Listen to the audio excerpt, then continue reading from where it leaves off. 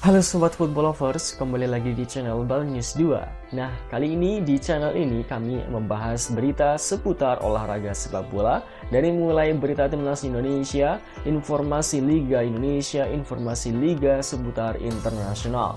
Bagi kalian yang belum subscribe channel ini, bisa langsung di subscribe dan nyalakan loncengnya agar kalian tidak ketinggalan video terbaru dari kami. Baiklah, langsung saja kita masuk ke video pembahasannya. Iya, timnas Indonesia terlalu OP, pakar Vietnam minta Trossier pakai taktik parkir bus. Dan informasi bola selanjutnya, alhamdulillah Nathan Choaon diizinkan klub ke Indonesia, satu pesawat dengan Tom Hei. Sinteyong akan temui pelatih klub yang tolak melepas pemain ke timnas U23 dan Tom Hei mengakui timnas Indonesia sudah naik kelas. Berikut kami akan coba merangkum berita terbaru dan terhangat seputar timnas Indonesia. Simak kabar selengkapnya di kanal Berita Bola hanya untuk Anda.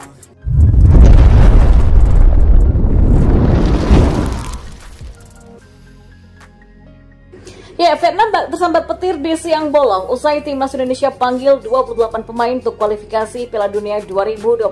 Pakar lokal pun sampai putus asa.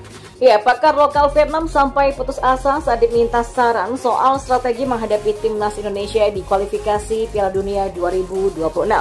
Hal itu secara tersirat diperlihatkan Quang Huy usai melihat daftar pemain timnas Indonesia yang dipanggil Sinteyong untuk melawan Vietnam. Berkaca pada performa timnas Indonesia di Piala Asia, Quang Huy merasa terlalu riskan bagi Vietnam untuk bermain secara terbuka. Maka skema permainan seperti itu saja sulit membelah pertahanan skuad Garuda meski menciptakan beberapa peluang lewat bola mati.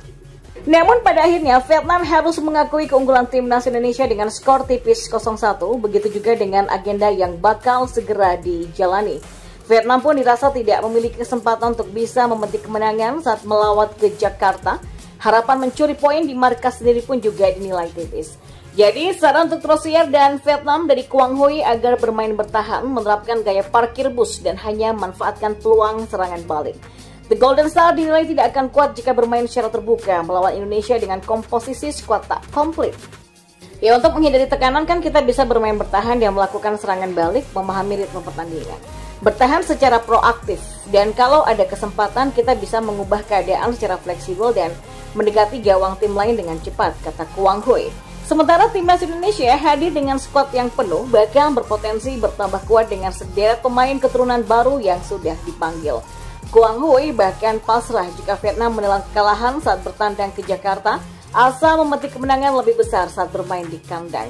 Tapi meski begitu, Quang Huy mengaku sulit dalam memprediksi hasil pertandingan. Klaim Vietnam bisa meraih kemenangan hanya teori saja menurutnya. Dan terlepas dari komposisi pemain, Quang Huy menyebut timnas Indonesia sebagai lawan utama dalam perebutan satu tempat menuju putaran ketiga kualifikasi Piala Dunia 2026. Sementara itu Nathan Choaon mengkonfirmasi bahwa dia sudah mendapatkan izin klub untuk ke Indonesia pada pekan depan. Nantinya Nathan akan berangkat dari Belanda bersama rekan setimnya Tom Hei. Nathan mengaku senang akhirnya bisa segera ke Indonesia untuk melanjutkan proses naturalisasi. Ia tinggal melakukan tahapan akhir yaitu sumpah WNI. Nathan juga mengkonfirmasi bahwa ia akan satu penerbangan bersama Tom dan mereka akan berangkat dari Belanda. Sebelumnya, PSSI juga sudah mengkonfirmasi bahwa Nathan akan tiba pada 11 Maret nanti dan sehari berselang akan ada sumpah WNI yang juga akan dijalani Tom Hei, Ragnar Oratmangun dan juga Martin Paes. Nathan sebelumnya diagendakan untuk sumpah WNI pada Desember 2023 lalu, namun saat itu ia tak bisa meninggalkan klubnya asal Inggris yaitu Swansea City. Tapi kini Nathan juga sudah berpindah klub di Belanda dengan bergabung bersama SC Heerenveen. Nah, sementara Tom Hei mengakui timnas Indonesia juga sudah naik kelas. Penampilan timnas Indonesia di Piala Asia 2023 nyatanya tak lepas dari perhatian Tom Hei. Calon pemain naturalisasi Indonesia itu mengakui menonton seluruh laga skuad Garuda. Ya, timnas Indonesia pun membuat sejarah dengan lolos ke 16 besar Piala Asia 2023 dan ini adalah kali pertama sejak 4 kali keikutsertaan Indonesia lolos ke fase gugur. Bagi penggawa Heerenveen SC ini, keberhasilan timnas Indonesia melaju ke 16 besar Piala Asia adalah sebuah sinyal yang baik. Ia pun memberikan selamat atas pencapaian dari skuad asuhan Sinteyong tersebut. Saat ini Tom Hei masih menunggu proses naturalisasinya rampung. Ia sudah mengurus administrasi ke Jakarta pada beberapa waktu yang lalu Kini Haye tinggal menjalani sumpah WNI begitu seluruh persyaratannya terpenuhi. Dan PSSI sendiri mencanangkan Haye bisa tampil pada laga kualifikasi Piala Dunia 2026 melawan Vietnam pada Maret mendatang. Sementara itu PT LIB dan PSSI sudah menangguhkan aturan penggunaan pemain U23 di Liga 1. Namun masih saja ada penolakan dari klub untuk melepas pemainnya membela timnas Piala Asia U23. Manajer timnas U23 Andri Erawan menyebut akan mempertemukan Sinteyong dengan pelatih-pelatih klub Liga 1. Pertemuan ini akan membicarakan masalah pemanggilan pemain ke timnas Indonesia U23. Manajer timnas U23 mengatakan memang dari list yang dikeluarkan Sinteyong masih ada klub yang dipanggil U23 dan lebih dari 2 ya, mungkin 3, 4 atau 5. Jadi artinya kita belum ada titik temu antara klub dan pelatih. Jadi ya mudah-mudahan saja dengan kembalinya Sinteyong ke Jakarta kita akan coba diskusi lagi dengan pelatih untuk mencarikan jalan yang terbaik, tidak merugikan klub juga tapi membantu timnas U23, kata Andri. Ya, beberapa klub memang sudah mengumumkan tidak melepas pemainnya ke timnas U23. Salah satu tim yang tidak akan lepas pemainnya adalah PSS Sleman. Pelatih PSS Sleman Risto Vidakovic terang-terangan tak ingin melepas penggawanya yakni Hoki Caraka kepada timnas U23 Indonesia untuk Piala Asia U23. Menurut Vidakovic, Hoki merupakan pilar penting dari PSS Sleman saat ini. Ya bagi kami Hoki adalah pemain yang sangat penting ya. Jadi saya nggak bisa melepasnya ke tim nasional karena memang tidak masuk agenda FIFA juga. Sementara kami hanya punya 2 penyerang jadi itu tidak mungkin untuk melepasnya pergi, kata Vidakovic.